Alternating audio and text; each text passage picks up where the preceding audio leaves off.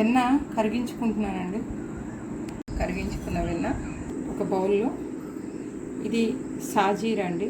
సాజీరా కొంచెం నలుపుకొని పెట్టుకున్నది. సాజీరా పొడి, ఇది పుదీనా పొడి,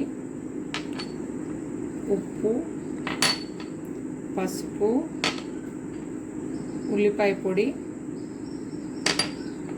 ఎల్లిపాయ పొడి, ఇవన్నీ కలుపుకోవాలి. ఇట్లా ఒక కప్పు ఏ కొలతదైనా ఈ కప్పుతో 2 తీసుకుంటున్నానండి నేను మైదా. అందులో ఈ పొడిలో కొంచెం వేసి సగం వేసి కలిపి అందులో పోసేస్తాను. ఇదిగోండి, ఇప్పుడు ఈ ప్రాసెస్లో మొత్తం ఇట్లా పోసేసుకున్నాం కదా, కలుపుకోవచ్చు. లేని పక్షంలో మూత పెట్టి ఒకసారి తిప్పితే అన్నీ కలిసిపోతుంది. ఇప్పటి నుంచి కొంచెం బటర్ వేస్తూ నీళ్లు పోస్తూ కలుపుకోవాలండి. ఇదిగోండి, బటర్ వేస్తున్నాను.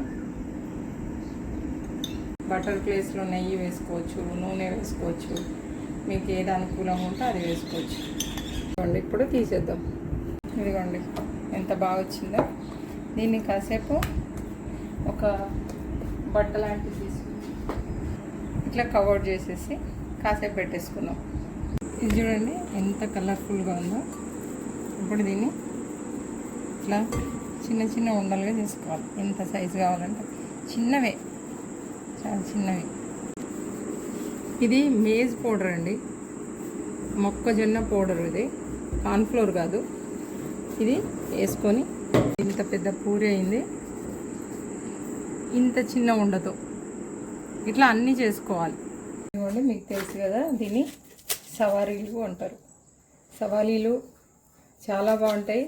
ఈ రకంగా చేస్తే ఇంకా బాగుంటాయి. ట్రై చేసి చూడండి, ఎన్ని వచ్చినాయి చూడండి.